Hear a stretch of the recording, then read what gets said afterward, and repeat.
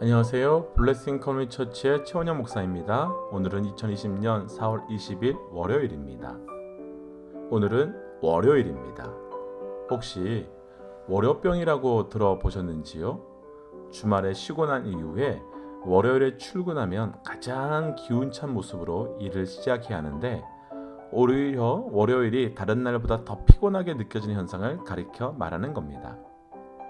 왜 월요병이 생기는 걸까 하고 원인을 찾아보았더니 주말에 쉬면서 원래 가지고 있었던 생체 리듬이 깨어지면서 다시 시작해야 되는 월요일 아침에 깨어진 생체 리듬이 다시 원래의 자리로 찾기 위해서 그때 오는 육체적, 심리적 스트레스 때문이라고 합니다.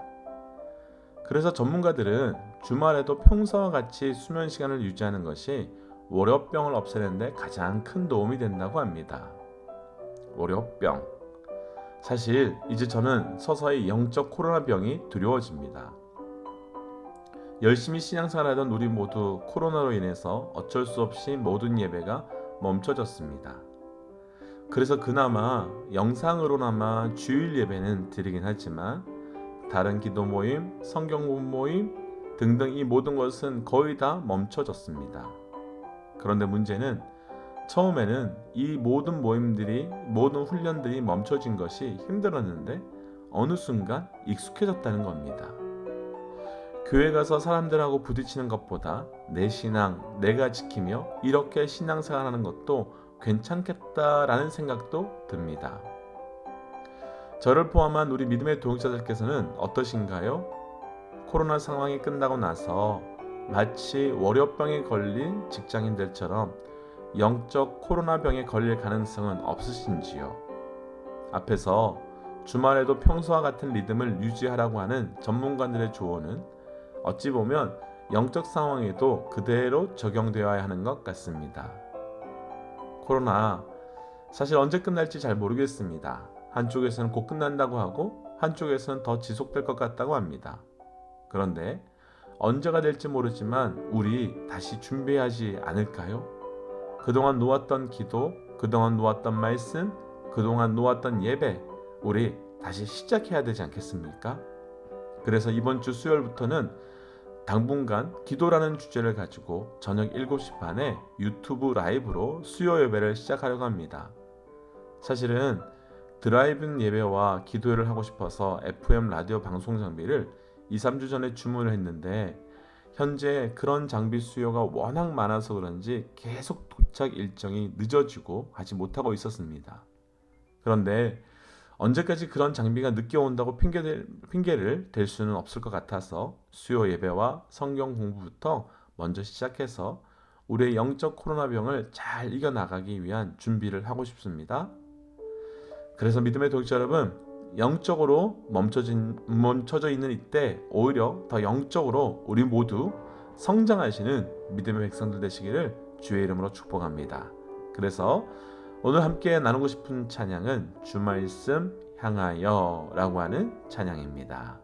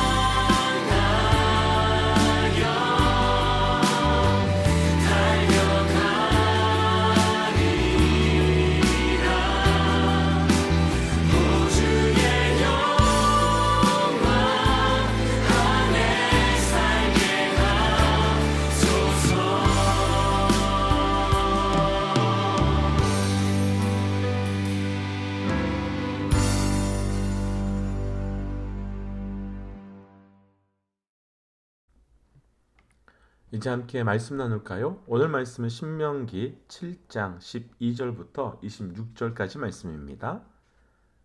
너희가 이 모든 법도를 지켜 행하면 내 하나님 여호와께서 내 조상들에게 맹세하신 언약을 지켜 내게 인애를 베푸실 것이라.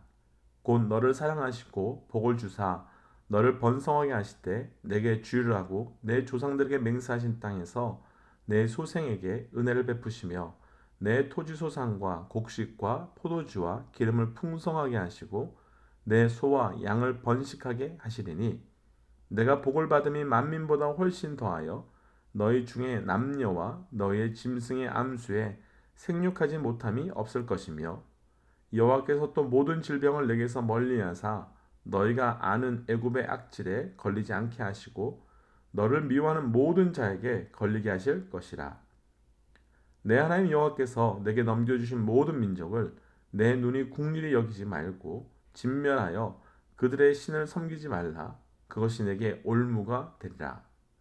내가 혹시 심중에 이르기를 이 민족들이 나보다 많으니 내가 어찌 그를 쫓아낼 수 있으리요 하려마는 그들을 두려워하지 말고 내 하나님 여호와께서 바로와 온 애굽에 행하신 것을 잘 기억하되 내 하나님 여호와께서 너를 인도하여 내실 때 내가 본 큰 시험과 이적과 기사와 강한 손과 편팔을 기억하라.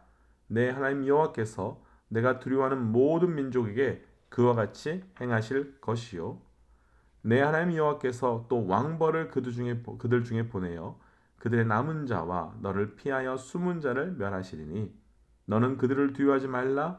너희 하나님 여호와가 곧 크고 두려운 하나님이 너희 중에 계심이니라.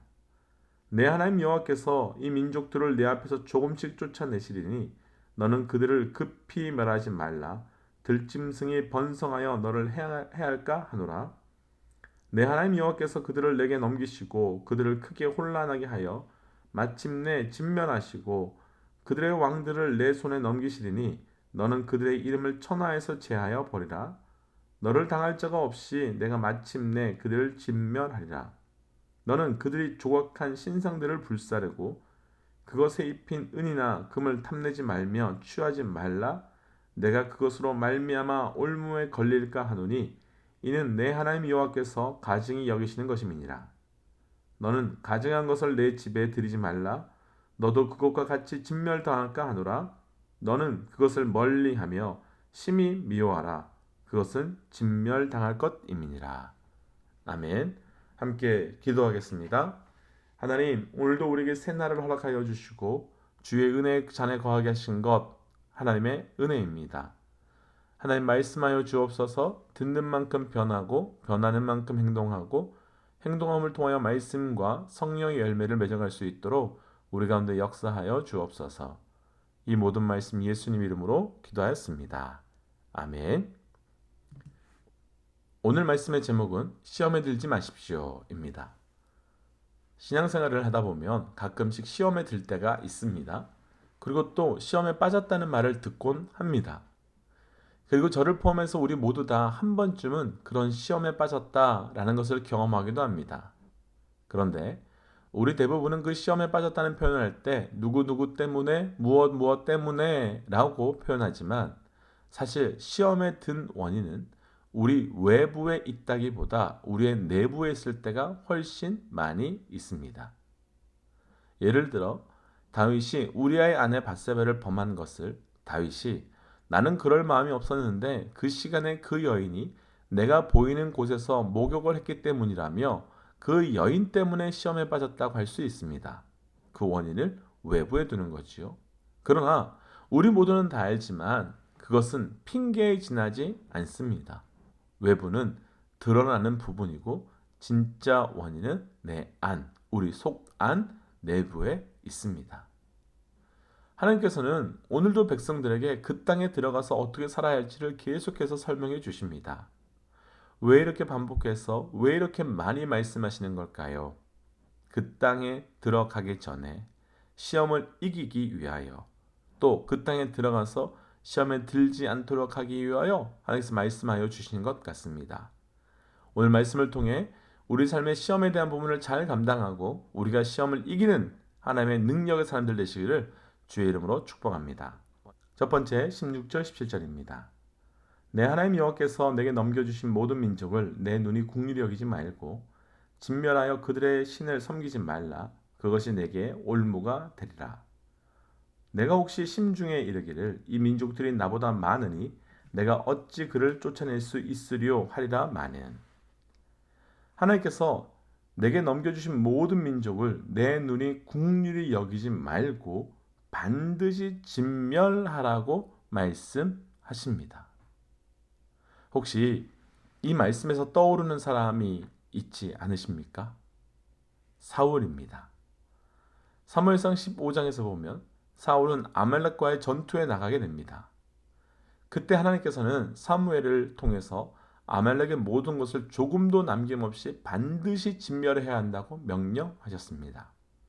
그런데 사울은 아말렉의 소유 중에 좋은 것, 기름진 것, 어린 양과 모든 좋은 것을 진멸하지 않고 가지고 왔습니다. 그러면서 왜 가지고 왔느냐? 왜 말씀대로 모두 다 진멸하지 않았느냐? 라고 말하는 사무엘의 말에 백성이 좋은 것으로 하나님께 예배 드리자고 해서 가져왔다고 합니다. 거짓말인 건 명확하게 알지만 어찌 되었든 하나님께 드린다고 하는 마음은 참 귀한 마음인 것 같습니다. 그런데 이때 사무엘은 사울에게 순종이 제사보다 낫다, 또 듣는 것이 수양의 기름보다 낫다라고 하는 유명한 말을 합니다. 오늘 말씀에서 나누고 싶은 첫 번째, 시험에 들지 마십시오. 첫 번째, 우리 삶 가운데 시험을 이기는 것, 우리 삶의 기준을 점검하라입니다. 16절 말씀에서 핵심은 진멸하다는 말입니다. 이 말은 히브리어로 헬렘이라는 단어를 쓰는데 그 뜻이 남김없이 정리하다, 철저히 파괴하다 라는 뜻입니다. 문제는 이게 시험거리입니다. 어떻게 좋은 것, 기름진 것을 죽일 수 있습니까? 너무 아깝지 않습니까? 아니, 양보해서 좋은 것, 기름진 것은 죽일 수 있고 진멸할 수 있지만 어떻게 해서 백성 중에 어린 아이도 있을 터인데 그 어린 아이까지도 남김없이 다 진멸할 수 있습니까? 어떻게 인간적으로 그럴 수 있습니까? 그런데 이 기준 누구의 기준입니까? 하나님의 기준입니까? 우리의 기준입니까? 앞에서 말한 헬렘은 남김없이 정리하다, 철저히 파괴하다 라는 뜻 외에 더 본질적인 뜻이 하나 있습니다. 바로 봉헌하다는 뜻입니다. 곧 사울의 기준으로 보면 아말렉의 어린아이로부터 좋은 것을 모든 것을 죽이는 것 같지만 그래서 아무 소용이 없고 쓸데없는 것처럼 보이지만 하나님의 기준으로 보면 그 모든 것을 하나님께 봉헌하는 겁니다. 번제의 목적이 무엇입니까? 번제의 목적은 하나님께 드리는 겁니다. 그런데 그것처럼 어리석은 일이 없다. 먹고 팔아서 좋은 곳에 쓰면 되지 왜 태워 없애는가? 바보 같은 일이다. 이렇게 생각하면 그렇게 하는 것이 어리석고 바보 같은 짓 한다고 말할 수 있습니다. 사울은 이런 것을 좋은 것이라고 말합니다. 그런데 하나님은 그렇게 하는 것이 좋은 것이 아니라고 말하고 태워야 한다고 말합니다. 왜 아침 첫 시간을 하나님께 드립니까? 왜 아침 일찍 일어나자마자 첫 시간을 예배의 자리로 나옵니까? 왜 재정의 일부를 구별해서 하나님께 드립니까? 얼마나 그것들이 비효율적입니까? 그런데 그 자리에 나오는 이유가 무엇입니까? 그 자리에서 나의 재정을 올려드리는 이유가 무엇입니까? 나의 전부가 하나님 것이라고 하는 명확한 기준이 있기 때문입니다. 사랑하는 믿음의 도역자 여러분, 혹시 지금 우리 가운데 작든 크든 시험 중에 놓인 분들이 계시다면 내가 가지고 있는 기준이 온전한 말씀의 기준인지 돌아봄을 통하여 그렇지 아니하다면 이 아침에 우리의 기준을 새롭게 하는, 그러나 우리의 기준이 말씀 그대로라면 끝까지 그 기준대로 살아가는 믿음의 결단이 우리 모두에게 있기를 주의 이름으로 축복합니다. 아멘. 두 번째 시험에 들지 마십시오. 22절과 23절까지 말씀 한번 읽어드리겠습니다. 내 하나님 여호와께서 이 민족들을 내 앞에서 조금씩 쫓아내시리니 너는 그들을 급히 멸하지 말라. 들짐승이 번성하여 너를 해할까 하노라. 내 하나님 여호와께서 그들을 내게 넘기시고 그들을 크게 혼란하게 하여 마침내 진멸하시고. 하나님께서 조금씩 쫓아내신다고 말합니다. 그리고 너는 그들을 급히 멸하지 말라라고 말씀하십니다. 그리고 그들을 내게 넘기시고 그들을 크게 혼란하여 마침내 진멸하시겠다고 합니다. 아니, 이럴 필요가 있을까요? 하나님 분명히 능력이 있는 분이신데 그렇다면 한 번에 다 끝내시고 정리하면 되지 않으실까요? 하나님이 충분히 능력도 충분히 그럴 수도 있는 분인데 왜 굳이 이렇게 하시는 걸까요? 사실 우리 앞에 어떤 문제가 있을 때 그 문제가 기도하고 부르짖었음에도 불구하고 하나님의 사건이, 하나님의 일하심이 나타나지 않는다면 우리의 마음은 절박하고 절망스러울 수밖에 없습니다. 그리고 이것이 우리의 마음을 혼란케 합니다. 하나님 왜 이렇게 이 문제를 이렇게 풀어가십니까? 하나님 왜 이것을 이렇게 해결해 나가십니까? 그런데 왜 하나님은 그렇게 풀어가실까요? 왜냐하면 그것이 하나님의 순서이기 때문입니다.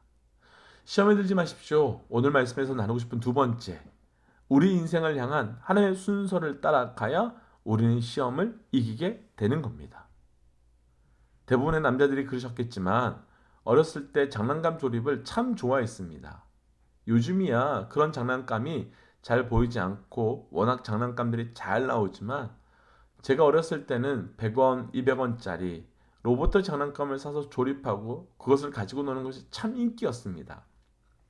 그런데 조립이라는 것이 사실은 모양은 조금 다를 수 있지만 전체적인 원리는 참 비슷합니다. 그래서 어떤 로봇 장난감은 설명서를 보지도 않고 조립을 하기도 합니다.